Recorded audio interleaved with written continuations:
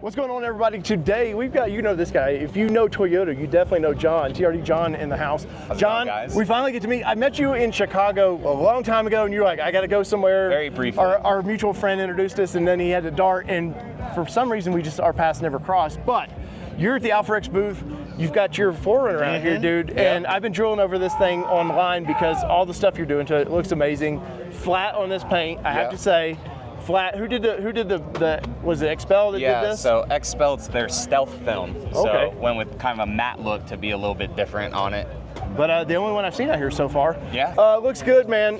I see you with these things. I see you going across country, and I was like, please be here, John. Please be here. But so where are you at? What are you doing here? Yeah, so we're at AlphaRex's booth. We have their Nova series headlights in this, so they're kind of like an OG version of it. They have the check mark like the old 5th gen 4Runner does if this was to light up. But just got done with Westcott Designs also in Phoenix, and they pretty much did a whole revamp on this vehicle. So I was running Print2 CBI stuff before, just giving people an option for that, and then stepped up to the Westcott Design stuff. So they did a whole roof rack, the KC lights, the ditch brackets, rock sliders on this too, their new suspension pre-collar kit, and then I also have some candy red TRD upper control arms from the TRD Brough. So this is version 2 of this, right? Because yes, I know you said, hey, like I'm going to... phase 2, yeah. Because you were like, I'm going to try a bunch of different parts. Correct, I went with this particular build. I'm not going to be brand specific. Right. So you're bouncing around a little bit. I have to say the KC lights look great. Yeah, they do.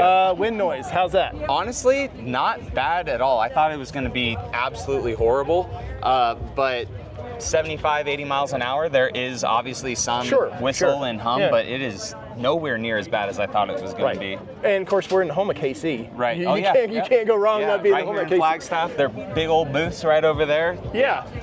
So they are Bluetooth right now, so they're not hooked up. So it's all for show because we're at a show. Hey, I've been there, trust me. Okay. I've ran many ditch light and never hooked them up. Mark knows. So how many miles you got on this thing now? Almost 8,000. Dude, I don't even, so you got this after I got my Raptor. I don't even have 8,000 on my Raptor. Really? Yet. Yeah, because you're all over the country doing it, man. Yeah. What are some pluses and minuses of this platform that you've seen so far? So minuses, well, we'll start with pluses to keep the viewers. So pluses is going to be the technology, the drivetrain, like just smokes the 5th gen, and I have a 5th gen, love the 5th gen. Miles per gallon is way better. Even in this setup, I'm getting like 19 and a half miles per gallon. Yeah, because this is the normal 4-cylinder setup, so this is not the hybrid, but it still has tons of power, really good. And the technology inside, the seat comfort is pretty good. The cons, I would say, is just reliability. That's unproven yet. And then probably the quality of Toyota, I feel like, is just going down a little bit. You know, everything after the world shut down, I just feel like it's an excuse for automakers to not give you the most premium product, and it's sad. So I would say just quality. It's not as solid as my 5th gen 4Runner, more plastic in places where I wish there wasn't, but aside from that, I mean, the more I drive it, the more 4Runner comes out of it. Yeah, I noticed that driving up from Phoenix and ours, that it definitely feels 4Runner. The seating positions, everything interior-wise, you feel like, obviously it's modern, but you feel, okay, this does feel like a 4Runner.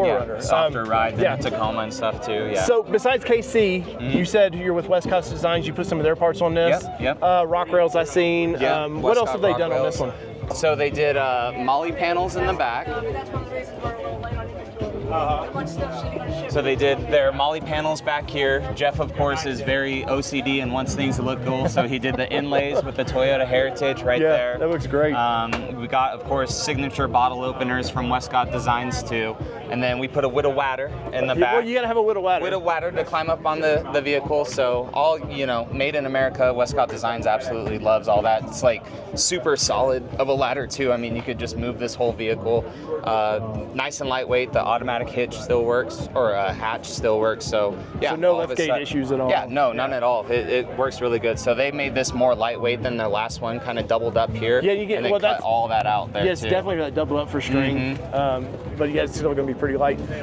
People looking at this platform, John, what since you're one of the first ones to get one, I think the 4-cylinder is still the way to go. I think TRD Sport, something like that, is definitely kind of the best price bang for your buck. Right. If you're going to buy one of these, what are kind of the first things you should, if you're going to modify one? We're in Overland Expo. Yeah. What would be the first thing you'd recommend to people? I always do a cop out and say window tint, just because. Well, you're in Florida. Yeah. So window tint is always a nice thing, but probably wheels and tires. I mean, wheels and tires really set off a vehicle. They don't need to be 8-ply, 10-ply guys. That's just way too much. So I just have normal 4-ply tires on this. They still do great off-road. I'm not like rock crawling this thing.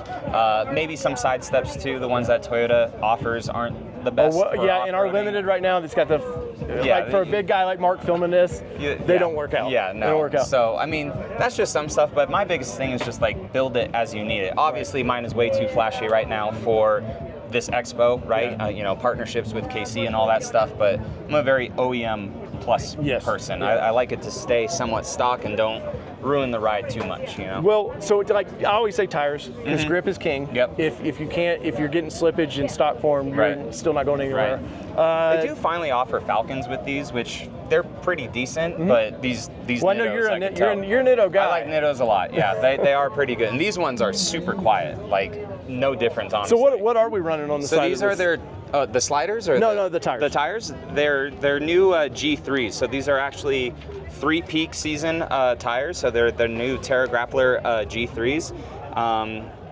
And they're great, man. They're super quiet. They have like 2 sides on them too, so I did this more aggressive. That's something I love that Nitto does. Yeah. They give you options for that. Yeah. The other side is a little bit more kind of tuner ricey, so I just did this one instead. Yeah. But nice wheels on this thing. Yeah, Relations race wheels. Now, is this the one you had different wheels on initially? No, that was my Tacoma. The truck. Yes. Yeah. So I went with machine with that. And your crowd said no, thank you. Yeah, right? they like the murdered out black look. So these ones are their R5s, and they kind of look like the older TRD Pro kind of style wheels. So I'm trying to mimic my 5th gen 4Runner with this as much as possible. They're both kind of a blue color, and then I do have Westcott stuff now on that after, again, going through iterations with that. So I'm not sure if this is the final stage of this, and they're never done. They're never. Well, you know that. Yeah. And until you Those sell are the one. words when you sell it and you see that guy drive away, then it's officially done. Yeah. But yeah.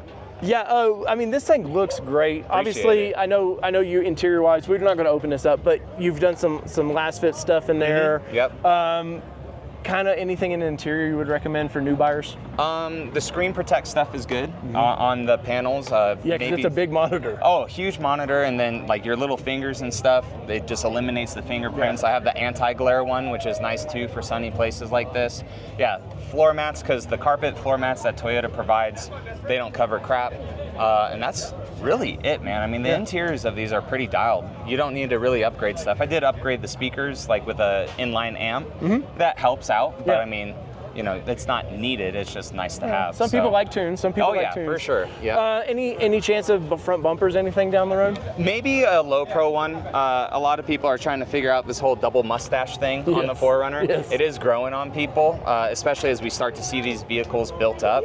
But if I was to do one, it would most likely just be a nice little, again, OEM plus kind of and that's one something right there. Toyota kind of revolutionized. You know, before the last generation, it was like everybody had to have the whole bumper. Right. I love the now. I just need a winch. Yeah. Just tuck it in there, because I like you. I like an OEM look. I don't. I want function. Right. But I want something that looks like it belongs. Yeah, and Toyota did it super easy with this one too. In the new Tacoma, it's literally this piece that pops off, and you're able to go. And with the Tacoma, depending on the bumper, you could go back to OEM. Whereas last gens, you know, you had to cut everything up and all that stuff. So. Yeah. What did they call the cut they used to do on the? Oh, like the Viper cut? Yeah, the Viper cut. Yeah. Well, and that's the crazy thing with these too, is you could get upwards of 35-inch tires without any trimming, really.